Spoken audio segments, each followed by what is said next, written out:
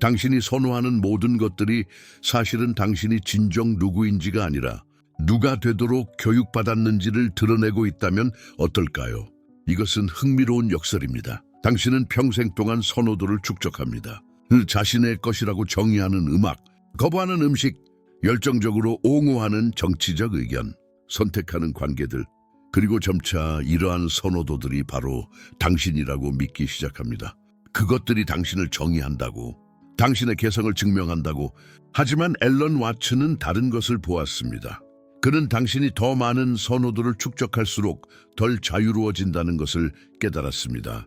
왜냐하면 모든 선호도는 본질적으로 정체성으로 위장한 감옥이기 때문입니다. 잠시 이것에 대해 생각해 보세요. 당신은 재즈를 사랑한다고 말합니다. 일찍 일어나는 것을 싫어한다고, 해변보다 산을 선호한다고. 그리고 갑자기 이러한 선호도들이 당신을 지배하기 시작합니다.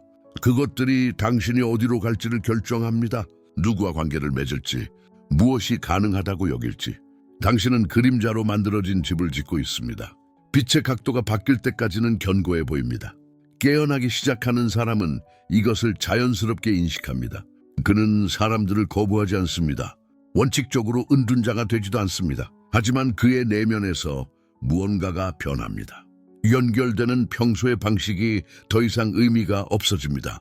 피상적인 대화들, 자동적인 미소들, 소속되기 위해서만 공유되는 의견들. 그는 사회적 가면들이 진정 무엇인지 보기 시작합니다. 연기, 배치, 모두가 연결이 진짜인 척하는 조용한 합의. 그리고 그 순간 그의 내면에서 무언가가 고요해집니다. 이것은 거부가 아닙니다. 인식입니다. 그가 지켜왔던 사람, 이러한 선호도를 통해 보호해왔던 정체성이 아마도 결코 존재한 적이 없었다는 깨달음입니다. 당신은 당신의 멜론 재생 목록이 아닙니다. 지난 선거에서의 투표가 아닙니다. 커피나 녹차 사이의 선택이 아닙니다. 이것들은 그림자입니다. 그리고 그림자는 단 한 가지만을 증명합니다. 그것들을 투영하는 무언가가 존재한다는 것. 하지만 그림자는 결코 그 자체가 아닙니다. 앨런 와츠는 자아가 환상이라고 말하곤 했습니다. 하지만 그는 이것을 추상적인 철학 이론으로 말하지 않았습니다. 그는 훨씬 더 구체적인 것을 가리키고 있었습니다. 당신이 나라고 부르는 모든 것이 사실은 학습된 선호도의 집합이라는 사실을, 사회적 조건화의 집합, 선택으로 위장한 두려움의 집합, 당신은 특정한 것들을 좋아하도록 배웁니다. 왜냐하면 그것이 당신을 소속되게 만들기 때문입니다. 다른 것들을 거부하도록 배웁니다. 왜냐하면 그것이 당신을 보호하기 때문입니다. 그리고 점차 이러한 취향과 혐오의 집합이 너무 밀도 있고 너무 복잡해져서 당신은 그것이 바로 당신이라고 믿기 시작합니다. 하지만 그것은 당신이 아닙니다. 그것은 단지 당신이 하도록 배운 게임일 뿐입니다. 당신이 연기하도록 가르침받은 캐릭터, 그리고 당신이 이 캐릭터를 방어하려고 고집할수록 훨씬 더 깊은 무언가로부터 더 멀어집니다. 선호도가 없는 무언가로부터, 그것들이 필요하지 않은 무언가로부터. 강을 상상해 보세요. 당신은 물을 잡으려고 할 수 있습니다. 손을 모아 조개 껍질을 만들고 흐름을 포착하려고 할 수 있습니다. 하지만 당신이 그것을 잡으려고 하는 순간 그것은 빠져나갑니다. 강이 당신을 거부해서가 아니라 물의 본성이 흐르는 것이기 때문입니다. 당신의 선호도들은 잡으려는 이러한 시도입니다. 포착하려는, 본성상 정의될 수 없는 무언가를 정의하려는, 그리고 그것의 대가는 엄청납니다. 왜냐하면 당신이 정체성에 추가하는 모든 선호도는 당신이 만드는 감옥이기 때문입니다. 모든 나는 이래는 당신이 될 수 있는 사람을 제한하는 벽입니다. 모든 나는 이것을 싫어해는 당신이 삶에 닿는 문입니다. 당신은 자신을 보호하고 있다고 생각합니다. 일관성을 통해 안전을 만들고 있다고. 하지만 당신이 실제로 하고 있는 것은 점점 더 작아지는 자신의 버전에 자신을 가두는 것입니다. 그리고 그 다음 두려움이 옵니다. 이러한 선호도들을 놓아버리면 아무것도 남지 않을 것이라는 두려움. 그것들 없이는 당신이 사라질 것이라는, 당신이 수십 년 동안 만들어온 사람이 단순히 녹아버릴 것이라는. 앨런 와츠는 이 두려움을 이해했습니다. 그리고 그는 이 두려움이 사실 자아의 마지막 방어라는 것을 알았습니다. 당신이 이 취약한 취향과 혐오의 집합이라고 설득하려는 마지막 시도. 하지만 그는 또한 당신이 항상 예감해왔던 무언가를 알고 있었습니다. 비록 결코 말로 표현한 적은 없었지만 당신이 잃을까봐 두려워하는 그 자아는 애초에 결코 존재한 적이 없었다는 것을. 그것은 구성물입니다. 서사. 당신이 매일 자신에게 들려주는 이야기, 모든 선택, 모든 선호도, 모든 이것이 나야로 강화되는. 그리고 아이러니는 당신이 이 이야기에 필사적으로 매달리고 모든 위협으로부터 그것을 방어하면서도 결코 멈춰서 묻지 않는다는 것입니다. 누가 방어하고 있는가? 당신이 그 이야기라면 누가 그것을 말하고 있는가? 깨어나는 사람은 이러한 질문들을 하기 시작합니다. 그가 특별해서가 아닙니다. 어떤 높은 깨달음의 상태에 도달해서가 아닙니다. 단순히 그가 서사를 맹목적으로 믿는 것을 멈추기 때문입니다. 그는 사람들이 여전히 손을 흔든다는 것을 인식합니다. 여전히 정중한 대화를 제공합니다. 하지만 연결은 더 이상 거기에 없습니다. 왜냐하면 그것은 결코 거기에 없었기 때문입니다. 그것은 단지 상호 연기였습니다. 둘 다 그것이 진짜인 척하는 조용한 합의. 그리고 이 공간에서 나타나는 것은 고독이 아닙니다. 명료함입니다. 채워질 필요가 없는 고요함, 비어있지 않고 충만한 침묵, 처음으로 당신이 더 이상 역할을 연기하고 있지 않다는 감각. 대부분의 사회적 상호작용은 말하지 않은 규칙에 의존합니다. 당신은 적절한 시간에 웃는 법을 배웁니다. 예상될 때 동의하는 법을. 흥미로워 보일 만큼만 반대하되 배제될 정도는 아닌 법을. 그리고 당신이 깨어나기 시작할 때 이러한 규칙들은 더 이상 의미를 잃게 됩니다. 당신이 그것들을 거부해서가 아니라 그것들의 본질을 꿰뚫어 보기 때문입니다. 당신은 진정한 우정이란 더욱 고요하고 단순한 것임을 깨닫게 됩니다. 그것은 의견을 공유하는 것이 아닙니다. 존재를 공유하는 것입니다. 그렇다면 당신의 선호가 당신을 정의하지 않는다면 그것들은 무엇을 드러낼까요? 그것들이 당신이 아니라면 그것들은 무엇을 보여주고 있을까요? 앨런 와츠는 이것에 대한 답을 가지고 있었습니다. 그리고 그것은 편안한 답이 아니었습니다. 당신의 선호는 당신의 의식의 엑스레이와 같습니다. 그것들은 당신이 누구인지 보여주지 않습니다. 그것들은 당신이 어디에 갇혀 있는지 보여줍니다. 당신이 여전히 자신을 보호해야 한다고 믿는 곳, 두려움이 여전히 선택으로 위장하여 지배하는 곳. 모든 강렬한 혐오는 두려움을 드러냅니다. 모든 강한 선호는 집착을 드러냅니다. 그리고 모든 집착은 근본적으로 당신이 잃을까 두려워하는 무언가를 통제하려는 시도입니다. 당신은 안전을 선호하나요? 그렇다면 당신은 혼돈을 두려워합니다. 당신은 예측 가능성을 선호하나요? 그렇다면 당신은 미지의 것을 두려워합니다. 당신은 특정한 방식으로 보이기를 선호하나요? 그렇다면 당신은 거부를 두려워합니다. 그리고 에고는 이러한 선호들로 일종의 갑옷을 제조합니다. 겉보기에는 견고하고 보호막 같아 보이지만 실상은 당신을 가두는 억압적 정체성에 불과합니다. 왜냐하면 당신이 당신의 선호를 방어하고 당신이 생각하는 그 사람이 될 권리를 방어하느라 바쁜 동안 당신은 훨씬 더 깊은 무언가를 놓치고 있기 때문입니다. 단순히 존재할 가능성을요, 방어 없이, 서사 없이, 당신의 선택을 통해 당신이 존재한다는 것을 증명해야 하는 끊임없는 필요 없이. 깨어나는 사람은 이것을 서서히 깨닫습니다. 그는 더 적은 것을 필요로 하기 시작합니다. 그가 금욕주의자가 되었거나 원칙적으로 집착을 버렸기 때문이 아닙니다. 그가 자신이 필요하다고 생각했던 것의 대부분이 단지 환상을 위한 연료였다는 것을 보기 때문입니다. 그리고 이러한 인식 속에서 뭔가 특별한 일이 일어납니다. 거리는 저절로 생깁니다. 그것은 능동적인 선택이 아닙니다. 그것은 자연스러운 결과입니다. 표면에서 사는 사람들은 매우 멀리 있는 것처럼 보이기 시작합니다. 그가 그들을 판단해서가 아닙니다. 그가 더 이상 가짜일 수 없기 때문입니다. 더 이상 같은 진지함으로 가면 이 게임에 참여할 수 없습니다.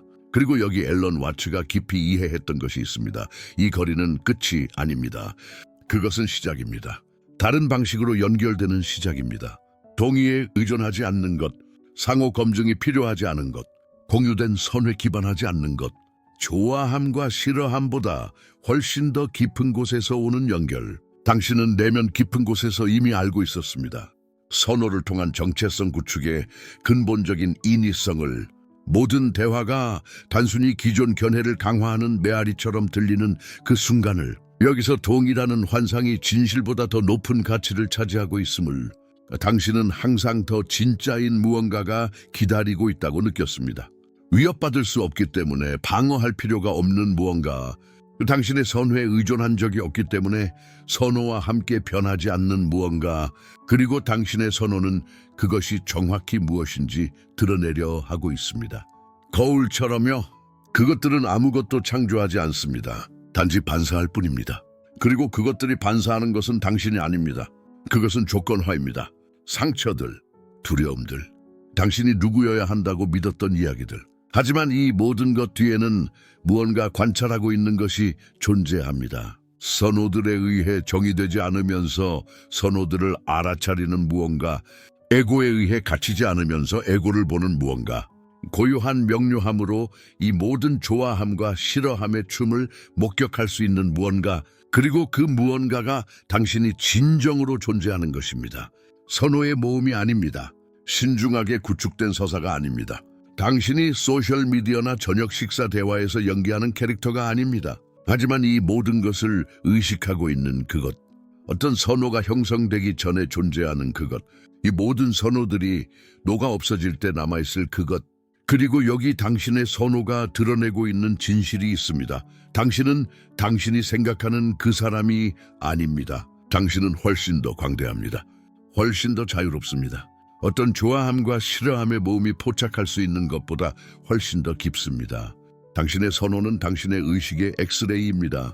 그리고 그것들은 당신이 여전히 잠들어 있는 곳을 정확히 보여주려 하고 있습니다. 당신이 여전히 환상을 믿는 곳, 당신이 여전히 그것을 투사하는 것 대신 그림자와 자신을 동일시하는 곳. 왜냐하면 앨런 와츠가 에고는 환상이라고 말했을 때 그는 당신에게 그것을 파괴하라고 요청하지 않았습니다. 그는 당신을 그것을 꿰뚫어 보도록 초대하고 있었습니다. 당신이 잃을까 두려워하는 그 자아가 단지 생각일 뿐이라는 것을 인식하도록요. 하나의 구성물, 너무나 반복되어 진짜처럼 보이기 시작한 정신적 습관, 그리고 이 환상을 꿰뚫어 보는 첫 번째 단계는 당신의 선호가 실제로 무엇인지 이해하는 것에 있습니다. 정체성이 아닙니다. 진실이 아닙니다. 하지만 증상들입니다. 단서들, 당신의 의식이 여전히 갇혀있는 곳의 진단. 그러니 당신의 선호를 관찰하세요. 하지만 당신이 누구인지에 대한 확인으로서가 아닙니다. 당신이 아직 자유롭지 않은 곳의 지도로서 관찰하세요. 선호는 의식의 엑스레이입니다. 정의가 아니라 진단입니다. 당신이 자신의 진화 영역에서 어디에 있는지 드러내는지도, 그리고 탐구자들이 이해하는 것, 개연하기 시작하는 사람들이 깨닫는 것은 당신이 결코 잘못된 지도를 사용하고 있었던 것이 아니라는 것입니다. 당신은 그것을 잘못 읽고 있었던 것입니다. 왜냐하면 선호는 감옥이 아니기 때문입니다. 그것들은 참조점입니다. 길의 표지판들. 그것들은 당신이 누구인지 말하지 않고 당신이 어디에 있는지 말합니다. 그리고 이것이 모든 것을 바꾸는 첫 번째 계시입니다. 앨런 와츠 선생이 선호에 대해 이야기할 때 그는 간단한 이미지를 사용했습니다. 나침반의 바늘. 바늘은 북쪽을 가리킵니다. 하지만 바늘은 북쪽이 아닙니다. 그저 방향을 나타낼 뿐입니다. 당신의 선호도 같은 방식으로 작동합니다. 그것들은 가리킵니다. 드러냅니다. 하지만 정의하지는 않습니다. 그리고 당신이 이것을 이해하는 순간 당신 내면의 무언가가 이완됩니다. 왜냐하면 당신은 선호에 사로잡히지 않으면서도 선호를 가질 수 있다는 것을 깨닫기 때문입니다. 이것을 생각해 보세요. 당신의 음악 취향은 당신 의식의 플레이리스트와 같습니다. 당신을 감동시키는 모든 노래, 당신을 움직이는 모든 리듬은 내면의 상태를 반영하고 있습니다. 음악이 당신을 정의하기 때문이 아니라 그것이 당신이 지금 경험하고 있는 것과 공명하기 때문입니다. 그리고 이것은 변합니다. 당연히 변합니다. 왜냐하면 당신이 변하기 때문입니다. 의식은 진화합니다. 그리고 선호는 그것을 따릅니다. 하지만 여기에 문제가 있습니다. 대부분의 사람들은 진정한 선호를 경험하고 있지 않습니다. 그들은 사회적 조건화를 반복하고 있습니다. 발견된 것이 아니라 설치된 성향들입니다. 그리고 진정한 선호와 조건화 사이의 차이는 극명합니다. 선불교에는 무심, 우신이라는 개념이 있습니다. 마음이 텅 비어 동일시하지 않고 관찰하는 상태입니다. 집착하지 않고 경험하는 것입니다. 그리고 당신이 무신이라는 이 장소에서 당신의 선호를 바라볼 때 흥미로운 일이 일어납니다.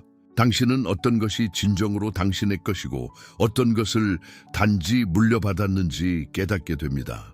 당신이 가장 강렬하게 옹호하는 선호들은 거의 항상 가장 조건화된 것들입니다. 왜냐하면 진정한 선호는 방어가 필요 없기 때문입니다. 그것들은 그냥 존재합니다. 당신이 숨 쉬는 공기처럼 당신은 왜 숨을 쉬는지 정당화할 필요가 없습니다. 당신은 그냥 숨 쉽니다. 하지만 당신이 가족, 문화, 사회 집단으로부터 물려받은 선호들, 이것들은 당신이 옹호합니다. 왜냐하면 깊은 곳에서 당신은 그것들이 무너지면 당신도 함께 무너진다고 느끼기 때문입니다. 그리고 이것이 두 번째 깨달음입니다. 선호의 역설. 당신이 그것들에 더 많이 집착할수록 그것들은 더 조건화되어 있을 가능성이 높습니다. 그것들이 더 가벼울수록 더 진정성이 있습니다. 이것은 당신이 선호를 포기해야 한다는 의미가 아닙니다.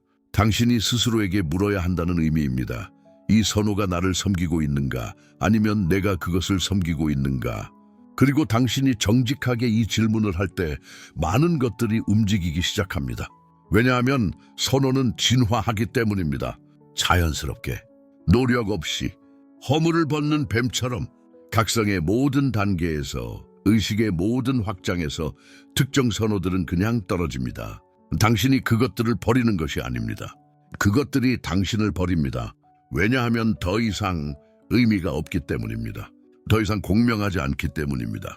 그리고 이것은 상실이 아닙니다. 해방입니다. 깨어나기 시작하는 사람은 갑자기 깨달을 수 있습니다. 이전에는 자신을 채웠던 대화들이 이제는 자신을 비운다는 것을, 이전에는 자신을 활기차게 했던 장소들이 이제는 자신을 지치게 한다는 것을, 이전에는 자신을 산만하게 했던 사람들이 이제는 자신을 질식시킨다는 것을. 그리고 이것은 오만함이 아닙니다. 우월감이 아닙니다. 단순히 당신의 주파수가 변했다는 것입니다. 그리고 주파수가 변하면 공명하는 것도 변합니다. 당신은 자신을 잃고 있는 것이 아닙니다. 당신은 자신을 찾고 있는 것입니다. 그리고 이 과정은 자연스럽습니다. 흐르도록 강요받지 않는 강물처럼 그것은 흐릅니다. 그리고 흐르면서 그것은 변합니다. 새로운 길을 냅니다. 오래된 구비를 버립니다. 하지만 강의 길을 멈추지 않습니다. 당신의 선호도 마찬가지입니다. 그것들은 변합니다. 당신은 변합니다. 하지만 당신은 당신의 길을 멈추지 않습니다. 당신은 단지 조건화되고 제한되고 수축된 당신의 버전의 길을 멈출 뿐입니다. 그리고 더 광대한 무언가가 되기 시작합니다. 더 유동적인, 더 자유로운. 와츠 선생은 이것을 불안정의 지혜라고 불렀습니다. 왜냐하면 당신의 선호에 대한 불안정은 근본적으로 당신의 존재에 대한 불안정이기 때문입니다. 만약 당신이 누군가가 되기 위해 정의된 취향, 또 고정된 의견, 또 영구적인 성향을 가져야 한다고 느낀다면 당신은 모래 위에 자아를 건설하고 있는 것입니다. 왜냐하면 이 모든 것이 변하기 때문입니다. 이 모든 것이 일시적이기 때문입니다. 이 모든 것이 선호이지 본질이 아니기 때문입니다. 그리고 여기 정점이 있습니다. 가장 큰 인지적 긴장의 순간입니다. 당신이 그토록 열심히 보호하고 있는 자아, 고정된 선호와 경직된 정체성 위에 건설된 자아, 그 자아는 당신이 아닙니다. 그것은 당신의 감옥입니다. 당신은 철창을 지키고 있습니다. 그것을 집이라고 부르면서, 그리고 당신이 이것을 보는 순간, 정말로 보는 순간 당신 내면의 무언가가 부서집니다. 고통 때문이 아니라 안도 때문에. 왜냐하면 당신은 자유가 올바른 선호를 갖는 데 있지 않다는 것을 깨닫기 때문입니다. 그것은 동일시하지 않으면서 선호하는 데 있습니다. 자유는 무언가를 좋아하면서도 그것이 되지 않는 것입니다. 집착하지 않으면서 선택하는 것입니다. 길을 잃지 않으면서 기울어지는 것입니다. 그리고 이것은 완전히 다른 게임입니다. 왜냐하면 당신이 동일시하지 않으면서 선호할 때 당신은 죽지 않고 변할 수 있기 때문입니다. 두려움 없이 진화할 수 있습니다. 잃지 않으면서 놓을 수 있습니다. 그리고 이것이 와츠 선생이 줄곧 우리에게 보여주려 했던 것입니다. 선호에 기반한 정체성의 게임은 당신이 결코 이길 수 없는 게임이라는 것을, 왜냐하면 선호는 변하기 때문입니다. 그리고 만약 당신이 당신의 선호라면 당신은 모든 변화마다 죽습니다. 하지만 만약 당신이 당신의 선호가 아니라면, 만약 당신이 그것들이 일어나는 공간이라면, 그렇다면 당신은 그것들과 춤출 수 있습니다. 당신은 그것들이 지속되는 동안 그것들을 감상할 수 있습니다. 그리고 그것들이 떠날 때 놓아줄 수 있습니다. 집착 없이, 실존적 위기 없이, 자신을 잃고 있다는 느낌 없이. 그리고 이것은 우리를 세 번째 통찰로 이끕니다. 매우 소수만이 도달하는 통찰, 선호는 결코 무작위가 아닙니다. 그것들은 고유한 구조와 패턴을 가지고 있으며, 이는 단순히 당신의 현재 위치뿐만 아니라 무엇을 피하고 있는지를 깊이 드러냅니다. 모든 강한 선회는 그림자가 있습니다. 당신이 선호하는 것에 집착하기 위해 거부하고 있는 무언가가, 만약 당신이 내향성과 강렬하게 동일시한다면 당신은 외향성을 거부하고 있는 것입니다. 만약 당신이 합리성에 집착한다면 당신은 감정적인 것을 피하고 있는 것입니다. 만약 당신이 자발성을 옹호한다면 당신은 구조로부터 도망치고 있는 것입니다. 그리고 깨달음은 이러한 그림자들을 인식하는 것을 통과합니다. 그것들을 제거하기 위해서가 아니라 통합하기 위해서입니다. 왜냐하면 흑과 백의 게임, 대립의 게임은 의미를 창조하는 게임이기 때문입니다. 하지만 한쪽에 대한 동일시는 고통을 만듭니다. 도교에서 이것은 무이우웨이입니다. 노력 없는 행동, 강요 없는 선호. 당신이 선호를 강요할 때, 그것에 집착할 때, 세상에 맞서 그것을 방어할 때, 당신은 정확히 어디에 갇혀 있는지를 드러내고 있습니다. 왜냐하면 진정한 선호는 자연스럽게 일어나기 때문입니다. 그것들은 강요될 필요가 없습니다. 그냥 나타날 뿐입니다. 그러면 당신은 이해하기 시작합니다. 선호는 거울과 같습니다. 그것들은 당신의 현재 상태를 반영합니다. 당신의 영구적인 본질이 아닙니다. 그리고 상태는 변합니다. 두려움이 변합니다. 집착이 변합니다. 그리고 그것들이 변함에 따라 선호도 변합니다. 당신에게 모든 것이었던 노래를 가진 적이 있나요? 반복해서 들었던, 3분 안에 전체 우주를 담고 있는 것처럼 보였던, 그리고 지금 그것을 들으면 아무것도 느끼지 못하나요? 노래가 변해서가 아닙니다. 당신이 변했기 때문입니다. 그리고 거울은 이제 다른 것을 반영합니다. 이것은 슬픈 것이 아닙니다. 해방적입니다. 왜냐하면 그것은 당신이 선호를 정체성인 것처럼 짊어지고 다닐 필요가 없다는 것을 의미하기 때문입니다. 당신은 그것들을 경험하고 감상하고 더 이상 공명하지 않을 때 놓아줄 수 있습니다. 그리고 이것은 자아의 상실이 아닙니다. 자아의 확장입니다. 그렇다면 당신은 이러한 이해와 함께 실제로 어떻게 살아가나요? 당신이 좋아하는 것을 통해 당신이 누구인지 정의하라고 요구하는 세상을 어떻게 항해하나요? 고정된 선호 위에 전체 정체성을 구축하는 사람들과 어떻게 관계를 맺나요? 왜냐하면 이것이 대부분의 사람들이 이해하지 못하는 부분이기 때문입니다. 이것이 이론적 이해와 살아있는 지혜 사이의 간극입니다. 그리고 바로 여기서 와츠가 우리에게 혁명적인 무언가를 제공했습니다. 하나의 수행, 하나의 길. 당신의 선호를 바꾸기 위해서가 아니라 그것들과의 관계를 바꾸기 위해서입니다.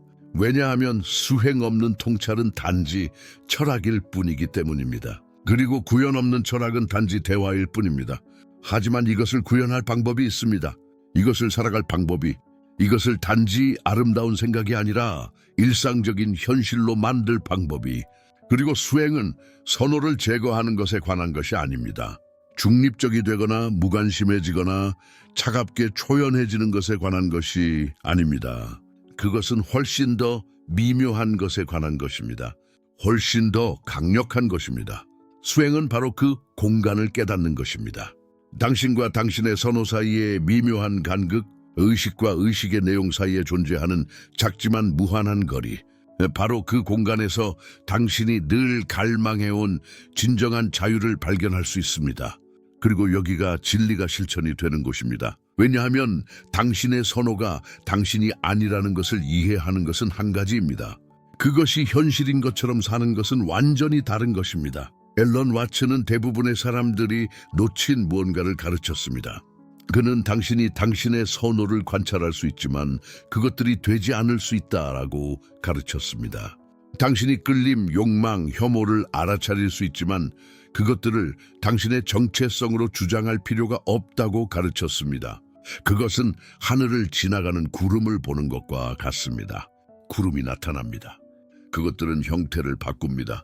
그것들은 사라집니다. 하지만 하늘은 결코 구름이 되지 않습니다. 하늘은 무엇이 그 광활함을 가로지르든 상관없이 항상 그랬던 것, 광대하고 열려있는 것으로 남아있습니다. 당신의 선호는 스치는 구름, 당신은 그 끝없는 하늘입니다. 그리고 이 수행의 첫 번째 층은 간단합니다. 선호가 일어나는 것을 느낄 때 그것이 크든 작든 서둘러 그것을 당신의 것으로 이름 붙이지 마세요. 즉시 나는 이렇다 또는 이것이 내가 누구인지다라고 말하지 마세요. 그냥 관찰하세요. 선호가 나타나는 것을 관찰하세요. 그것이 어떻게 행동하는지 관찰하세요. 그것이 어떻게 당신에게 영구적이라고 설득하려고 하는지 관찰하세요. 도교인들은 이것을 무위우웨이라고 부릅니다. 노력 없는 행동, 집착 없는 의식. 당신은 당신의 선호와 싸우고 있지 않습니다. 그것들을 제거하려고 하지 않습니다. 당신은 단순히 그것들의 일시적인 본성을 목격하고 있습니다. 그리고 당신이 이것을 할 때 놀라운 일이 일어납니다. 당신은 선호가 되지 않으면서 선호할 수 있다는 것을 깨닫습니다. 당신은 카페 애호가가 되지 않으면서 커피를 좋아할 수 있습니다. 당신은 외로운 사람이 되지 않으면서 고독을 소중히 여길 수 있습니다. 당신은 사랑 속에서 당신이 누구인지를 잃지 않으면서 강렬하게 사랑할 수 있습니다. 이것이 와츠가 가리키고 있던 자유입니다. 선호를 갖지 않는 자유가 아닙니다. 선호가 당신을 소유하지 않으면서 선호를 갖는 자유입니다. 하지만 두 번째 층이 있습니다. 그리고 이것이 진정한 변화가 일어나는 곳입니다. 왜냐하면 당신의 선호는 단지 일시적인 패턴이 아니기 때문입니다. 그것들은 스승입니다. 당신이 느끼는 모든 끌림, 일어나는 모든 혐오, 나타나는 모든 욕망은 당신 안에서 작동하고 있는 무의식적 패턴에 대해 무언가를 드러내고 있습니다. 당신이 무언가에 끌릴 때 물어보세요. 이 끌림은 무엇을 드러내고 있는가? 혐오를 느낄 때 탐구하세요. 내가 보기를 피하고 있는 것은 무엇인가? 욕망이 강하게 일어날 때 질문하세요. 내가 채우려고 하는 공허함은 무엇인가? 당신의 선호는 당신이 결코 검토하지 않은 패턴으로 돌아가는 빵 부스러기와 같습니다. 그것들은 무의식이 남긴 흔적이며 당신이 모르는 사이에 당신의 경험을 형성하는 믿음과 두려움을 가리키는 신호입니다. 그리고 당신이 이런 식으로 당신의 선호를 사용하기 시작할 때 정체성의 문신이 아니라 탐구의 도구로서 당신은 깊은 무언가를 발견합니다. 당신은 각각의 선호가 문신이 아니라 스승이라는 것을 발견합니다. 그것들 각각은 당신이 어떻게 당신의 현실을 구성하고 있는지에 대해 무언가를 보여주고 있습니다. 이것은 자기 개발에 관한 것이 아닙니다. 자기 인식에 관한 것입니다. 당신의 선호에 바로 그 구조를 사용하여 그것들 아래에 숨겨진 것을 드러내는 것에 관한 것입니다. 그리고 나서 당신은 최종 역설에 도달합니다. 와츠 선생이 진정으로 주의를 기울이고 있던 사람들을 위해 간직했던 계시. 당신의 진정한 자아는 당신의 선호 너머에 있지 않습니다. 그것은 모든 조건화를 제거한 후에 발견하는 무언가가 아닙니다. 그것은 드러나기를 기다리는 고정된 정체성이 아닙니다. 그것은 커피를 즐기는 것을 관찰하는 의식입니다. 그것은 끌림을 알아차리지만 그것에 소비되지 않는 증인입니다. 그것은 모든 경험이 나타나고 사라지도록 허용하면서도 그 어떤 것에도 결코 영향받지 않는 광대함입니다. 힌두교도들은 이것을 마야라고 부릅니다. 환상입니다. 세상이 거짓이라는 것이 아니라 우리가 세상과 동일시하는 것이 환상이라는 것입니다. 우리는 꿈속의 등장인물이라고 생각합니다. 우리는 자신이 선호, 생각, 감정이라고 생각합니다. 하지만 우리는 그것들이 아닙니다. 우리는 꿈이 나타나는 의식입니다. 그리고 와츠 선생은 이것을 깊이 알고 있었습니다. 그는 당신이 경험의 내용이 아니라는 것을 알았습니다. 당신은 맥락입니다. 당신은 일어나고 있는 것이 아닙니다. 당신은 일어남 그 자체입니다. 당신은 이 특정한 형태를 통해, 이 특정한 선호를 통해, 이 특정한 삶을 통해 자신을 경험하는 우주입니다. 당신은 결코 당신의 선호가 아니었습니다. 당신은 항상 증인이었습니다. 그리고 당신이 이것을 볼 때, 정말로 볼 때, 단순히 지적으로가 아니라 경험적으로 모든 것이 변합니다. 선호는 여전히 나타납니다. 욕망은 여전히 일어납니다. 끌림과 반발은 그들의 춤을 계속합니다. 하지만 당신은 더 이상 그것들에 갇혀있지 않습니다. 당신은 더 이상 그것들을 통해 자신을 정의하지 않습니다. 당신은 자유롭습니다.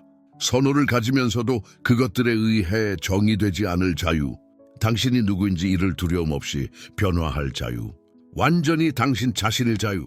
왜냐하면 당신은 마침내 당신 자신이 애초에 고정된 무언가가 아니었다는 것을 이해했기 때문입니다. 그리고 이것이 와츠 선생이 당신이 보기를 원했던 것입니다. 당신이 이미 완전하다는 것을, 당신이 이미 자유롭다는 것을, 자신을 정의하기 위해 필요하다고 생각했던 모든 선호들이 단지 우주가 당신을 통해 자신의 다양한 맛을 경험하는 것일 뿐이라는 것을 고칠 것은 없습니다. 증언할 것만 있습니다. 당신의 선호는 제거될 필요가 없습니다. 그것들은 진정 무엇인지로 보여질 필요가 있습니다. 존재의 게임에서 일시적인 위치들입니다. 의식이 쓰는 가면들입니다. 생명이 당신의 형태를 통해 맛보고 있는 풍미들입니다. 그리고 당신이 이것을 볼 때 당신은 훨씬 더 깊은 무언가를 깨닫습니다. 당신의 모든 선호가 타당하다는 것을, 그것들 모두가 자신의 자리를 가지고 있다는 것을, 그 어떤 것도 당신을 정의하지 않는다는 것을, 당신은 모든 것을 반사하면서도 아무 것에도 더럽혀지지 않는 거울입니다. 당신은 모든 물이 흘러가도록 허용하면서도 그것들에 의해 결코 변하지 않는 강입니다. 당신은 빛이 존재하기 때문에만 존재하는 그림자입니다. 그리고 이 모든 것은 같은 진리를 가리키고 있습니다. 당신이 마음으로 붙잡을 수 없지만 시도를 멈출 때 인식할 수 있는 진리를, 이제 바로 이 순간 당신의 선호를 바라보세요. 당신이 필요하다고 생각하는 것들을 바라보세요. 유지해야 한다고 생각하는 정체성들을, 자신의 주위에 구축한 정의들을. 그것들은 무엇을 드러내고 있습니까? 세상에 대해서가 아닙니다. 당신에 대해서입니다.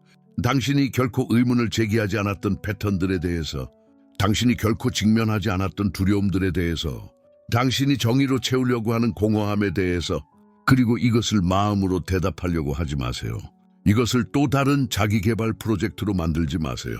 그냥 그것과 함께 앉아 있으세요. 질문이 당신 안에서 작용하도록 하세요. 왜냐하면 답은 당신이 마음으로 찾기를 멈추고 의식으로 관찰하기 시작할 때 올 것이기 때문입니다. 그리고 당신이 이것을 하는 동안 와츠 선생이 진정으로 알았던 것을 기억하세요. 게임 너머를 보려는 의지가 있는 소수에게 보여주려고 했던 것을, 당신의 선호가 당신을 정의하지 않는다는 것을. 그것들은 당신을 드러내지도 않습니다. 그것들은 당신이 자신이라고 생각하는 것을 드러냅니다. 그리고 당신이 이 환상을 꿰뚫어 볼 때, 정말로 볼 때, 당신은 마침내 자유롭습니다. 정의로부터 자유롭습니다. 고정된 정체성으로부터 자유롭습니다. 자신을 증명하거나 방어하거나 설명할 필요로부터 자유롭습니다. 왜냐하면 당신은 당신의 선호가 아니기 때문입니다. 당신은 결코 그것들이 아니었습니다.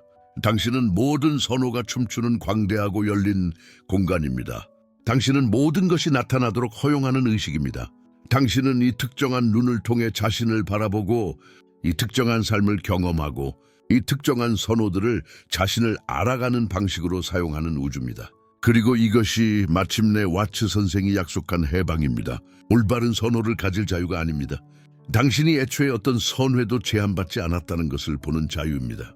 당신은 광대함입니다. 항상 그랬습니다. 그리고 그 광대함 안에 나타나는 어떤 것도, 어떤 선호도, 어떤 생각도, 어떤 정체성도 그것을 결코 변화시킬 수 없습니다. 당신은 게임 너머에 있습니다. 그리고 항상 그랬습니다. 당신은 단지 잠시 잊었을 뿐입니다. 그리고 이제 당신이 주의를 기울이고 있다면, 진정으로 보고 있다면 당신은 기억하기 시작하고 있습니다. 그리고 당신은 보는 소수 중 한 명입니다. 가면 너머를 보려는 의지가 있는 소수 중 한 명입니다. 진정한 자유가 올바른 선호를 찾는 것이 아니라는 것을 이해하는 소수 중 한 명입니다. 그것은 당신이 결코 선호가 아니었다는 것을 보는 것입니다. 그리고 당신이 이것을 볼 때 모든 것이 달라집니다. 당신이 변해서가 아닙니다. 당신이 마침내 항상 누구였는지를 보았기 때문입니다.